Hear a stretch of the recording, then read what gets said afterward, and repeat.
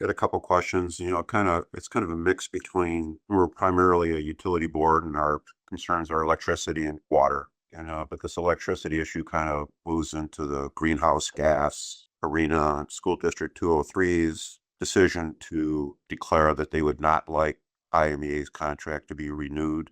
As you well know, this board last year recommended the city renew the contract. So, I guess this board has a different opinion than the school districts. But some of my questions revolve around, is this like a live effort that will be continuously viewed on an ongoing basis? Or is it a one and done? You published your report, now that's it. Or I think what's the plan for, engaging in any new information that might come out that might change at least what's in this report, which I kind of focused on, which is the carbon action plan in preparation for 80. Sure. Yeah. So that's what that is. That's the approved plan in 2025. We have a steering committee that meets 3 to 4 times per year. That involves students, that involves staff, that involves actually community members. We do have a couple members of the city of Naperville that are involved in energy conservation. I can't remember exactly what that division is in the city. Sustainability group. And that group is tasked with keeping current, looking at research, looking at grant opportunities, reviewing the basically 25-year plan, which is almost ridiculous to think about in smaller increments. So what is it that we're going to focus on from, for example, September to December? What are we focusing on the next year? What are we going to focus on in the next few? And so that plan that's in front of you right now has not been revised. We're only about a year into it. But I believe, and I know that that plan will actually evolve quite a bit over the course of the next 25 years. The Board of Education also gets one formal update as well as more informal updates throughout the year, but one formal update a year, and that Board of Education and I think will at times direct changes in terms of direction with the plan as well. I mean, can't possibly envision what 10 years will look like from now. So it is a living document that will continuously be reviewed, updated as things change. And I refer to it as a roadmap, right? So we think we know where we're going, but there's going to be some detours along the way. Okay. So when I look through it, I understand this is both kind of an action plan developed by students and with advisory group input. And you're one of the advisory group members, correct? And there's teachers that are, and then it was kind of a vague description of some of the other advisory groups that were involved. Who were the outside advisory groups? You mentioned Naperville Sustainability Director was involved. What other outside advisory groups were brought in to feed information to help prepare this document? The document itself was led by, one of the questions on the pyramid was the consultant that led the group that I referred to. It's about the process of creating the plan. That's different than the steering committee, which is now the ongoing group that includes the sustainability division that I referenced. So we had a group that developed the plan, and now we have a group that's overseeing the implementation and the adjustments to the plan. Okay, so we heard the sustainability group, Naperville, Pyramida does sustainability studies. Did you bring in anybody or any person or any group that has any knowledge whatsoever of the electricity markets, for example? And I can go through, some of the elements of that, energy markets, capacity markets. PPAs are mentioned in this document. Grid configuration, PJM versus MISO, regulatory bodies like the Illinois Power Agency, NERC, PJM, the PJM market monitor. Was there any anybody with expertise in energy economics that were brought in, energy laws like FIJA, CEJA, and CERGA. And I guess a final question is, we held several workshops on this issue last year. Did any of your students or you attend our workshops to become informed about what the utility board was doing in investigating this issue about IMEA?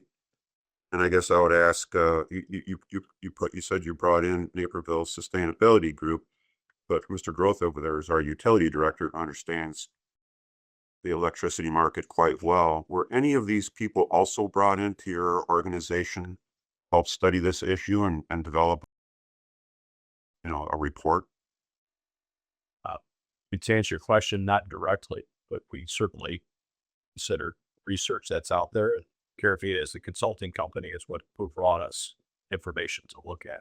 So our group was about 30 to 35 people. But we did not bring in, for example, Mr. Grove. So since this is a living document, would you be willing to allow experts to come into the next set of reviews that you have on this carbon action plan and bring in some of this other expertise, which in my opinion, Caramita is not a energy expert. Maybe they have some on staff, I don't know. But you'd have a lot of homegrown energy or people with energy knowledge in this town. As a matter of fact, there's several on this board that have quite a bit of knowledge in the energy space. Would you be open to asking perhaps some of the PUAB members to participate in this project and other folks that have energy expertise? Very, very open. Okay. Part of the reason that we're sharing our story is because we have a lot to go. We have a lot to learn. We know that the plan will change. The plan that's before you is not, it's not going to be the plan, as I said, years down the road. So we're interested in, and frankly, recruiting expertise to help that plan evolve as it continues to live and breathe. Okay. Well, could I ask you to, when you're recruiting, to perhaps go through Mr. Groth to let utility board members know when you're going to be doing your next round of reviews of this document, and we can either participate or we know people in the industry that might be able to contribute to it as well. So if you could, commit to letting Mr. Groth know in that next round of analysis or students getting together to talk about this happens, I think that might be a beneficial addition to the work. And the students, I think, will learn more too if they get a little bit wider variety of skill sets coming to their sessions. Anything else? Actually, somebody else has a question for that. So first of all, I want to commend both of you for coming here. It takes courage to stand in front of people and to present what you've been working on. I think that's a great, I agree. This is an excellent way to teach hands-on and being involved in this situation. And I want to commend the school also, 203, for the district, for bringing out the projects, I think, to go forward, something like this that would have a positive impact on the school district.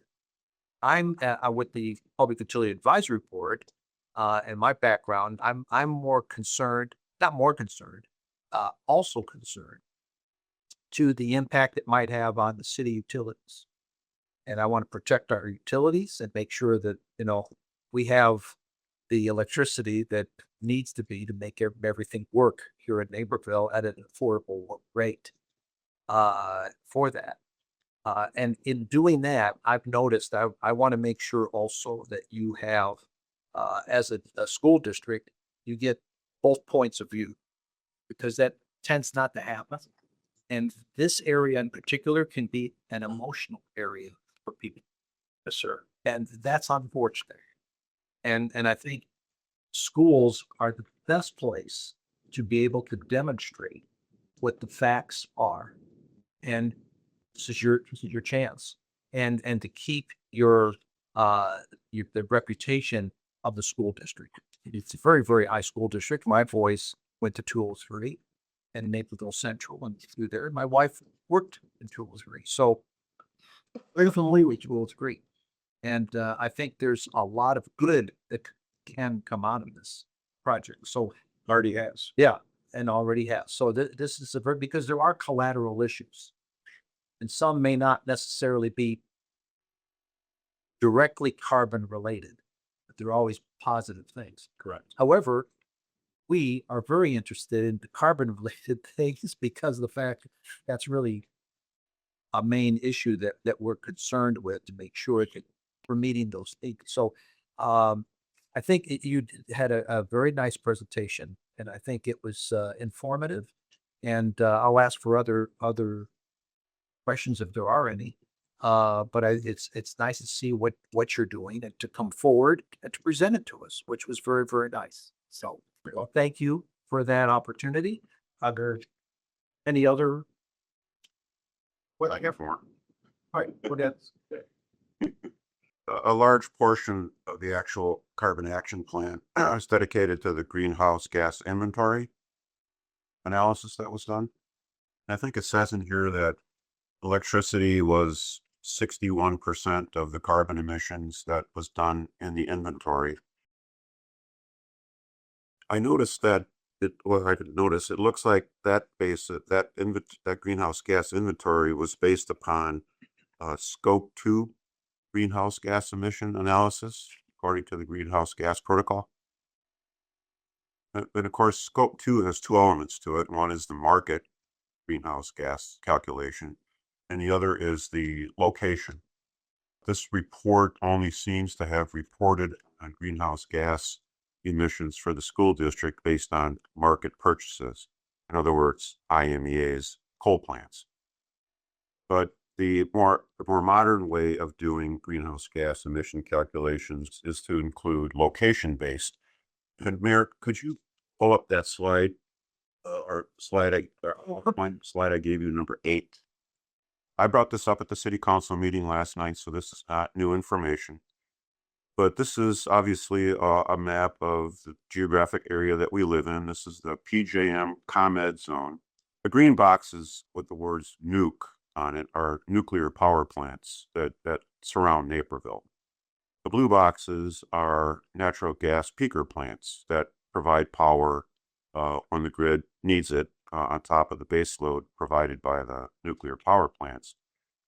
Now, you don't really have to be a electricity transmission expert to see that Naperville doesn't burn any coal or doesn't consume any power produced by coal plants.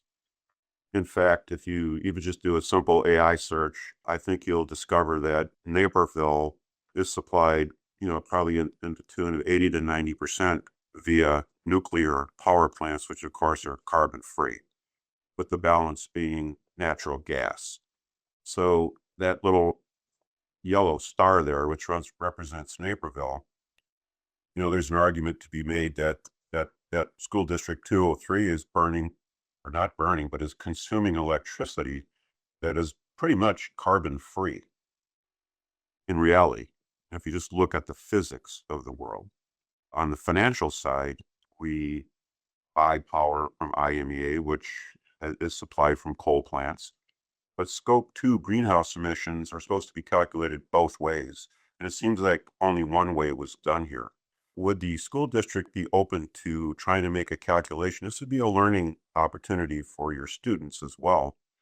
Would the school district be open to calculating the greenhouse gas emissions that are based upon our location within this PJM ComEd zone, which is a little bit different from what the number comes up with? You use coal-based power as the market-based scope 2 emission. Would you be open to having your students do that?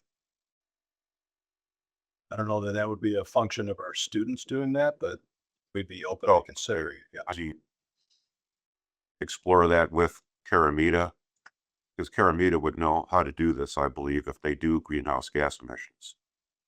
So the point being is that Naperville is and probably might be one of the cleanest consumers of electricity in the Midwest with these nuclear power plants. Not many places in the country are positioned like we are to consume this carbon-free energy. So when we talk about carbon reductions, my question is, what carbon reductions? That's a question I'll pose, to you and your students to think about as this being a learning opportunity. It's materials, it's fuel, it's all the above. Sure. Not discrediting the fact that Naperville sends its money to IMEA, who buys power from a coal-fired power plant. Everybody acknowledges that. That's true. And that's a problem for a lot of people. But me being an engineer, I like to look at the physics of things as well. And, there's the physics of the world we live in right there. Love to consider additional expertise, which was your previous question.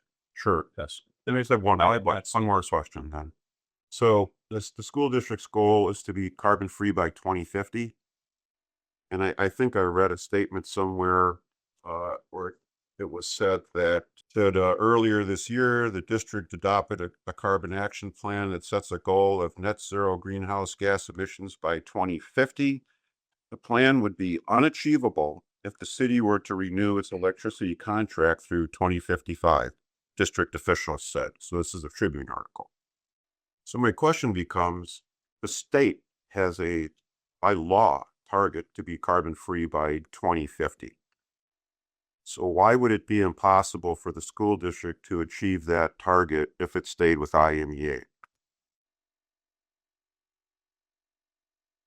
I don't know that, the state having a goal in itself ensures that we get there. This is by law. By law, all fossil fuel plants have to be shut down by 2050.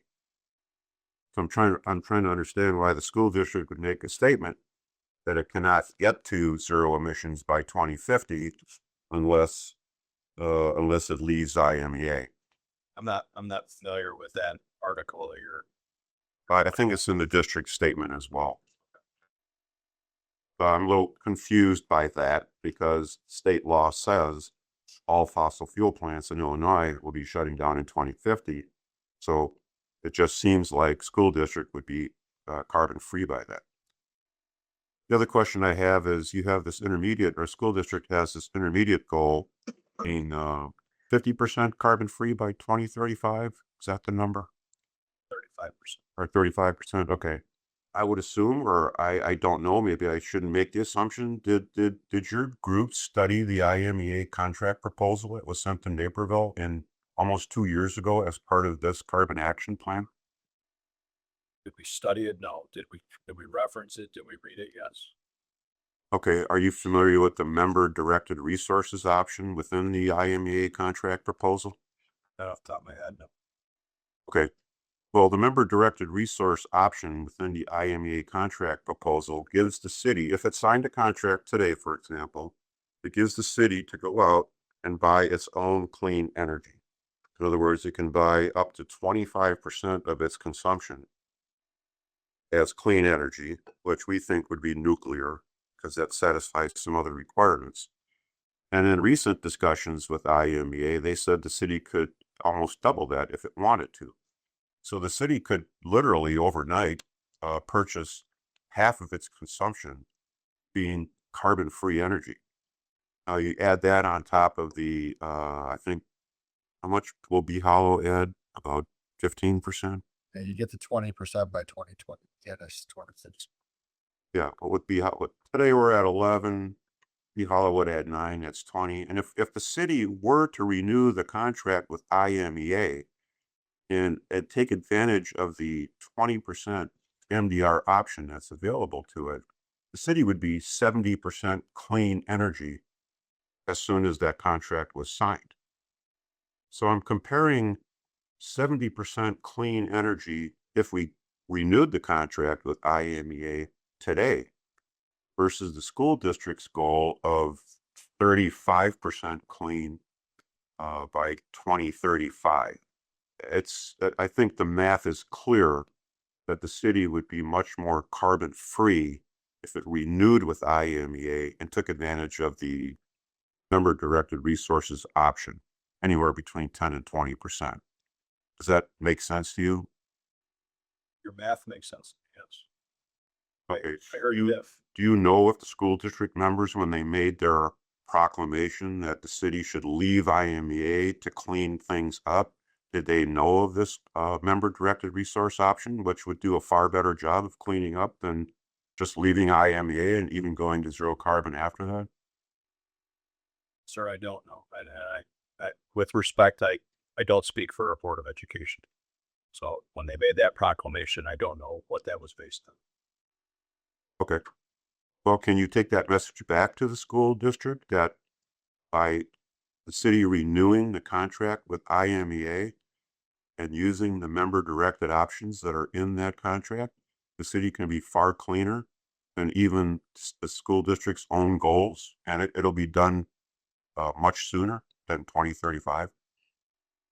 Yeah, happy to share that. And we'd be happy to way out, perform the benchmark that we set at 35%.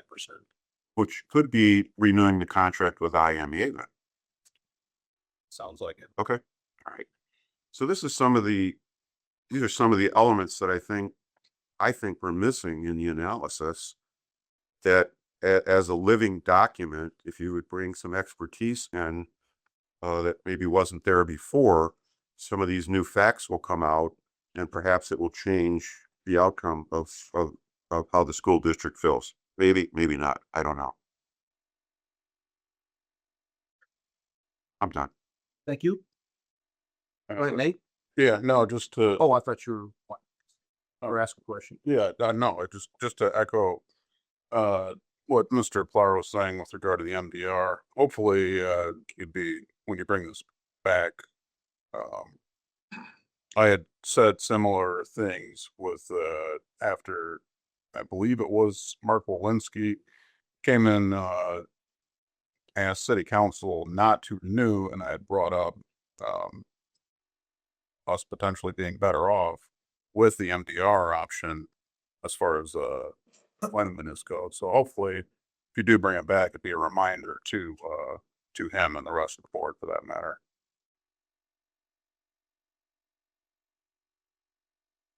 One more statement from me in relationship to this, and I think it's part of the learning process. That the school now separated from the school board, and you put everybody's under 203, and the school board has said this is a priority. Yes. However, we all have to be careful about when someone says this is a priority, then puts you in a position, which is what you're finding out right now, that maybe not all the information was reviewed. And maybe there was coming from a point of view. There's a difference between having your decarbonization plan going on versus promoting not to go forward with an IMEA thing,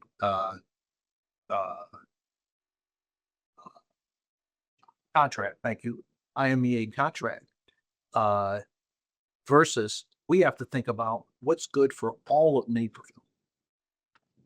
So all of Naperville right now basically is paying approximately 30% less for electricity. This is not only about, I feel good because I'm going to save the planet and the environment. It's also how people live in this city. And that's something we also take into account. Not at the expense that it's going to tear down the world and we're going to burn, because of the fact there are there are many scientists that disagree with what one side says versus the other. And this is, again, the balance I think you need to help everybody make a decision that is based on facts and again, balance, throwing it on. That's why this is happening right now. So when the school board becomes, this is what we believe, but is that what's best for Naperville? That's an issue. Things always can look good and aren't necessarily good. This is why this is a touchy subject, and that's why we have to definitely base our decisions on what are facts. This city spent over $200,000 for consultants to make presentations to this board and to give us both sides.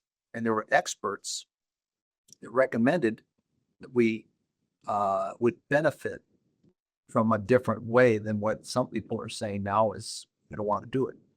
So this is just a word that we appreciate what you're doing. And I think that you have a great opportunity to make a lot of this clear for a lot of people. That's good. It's a good thing. Good is not always easy.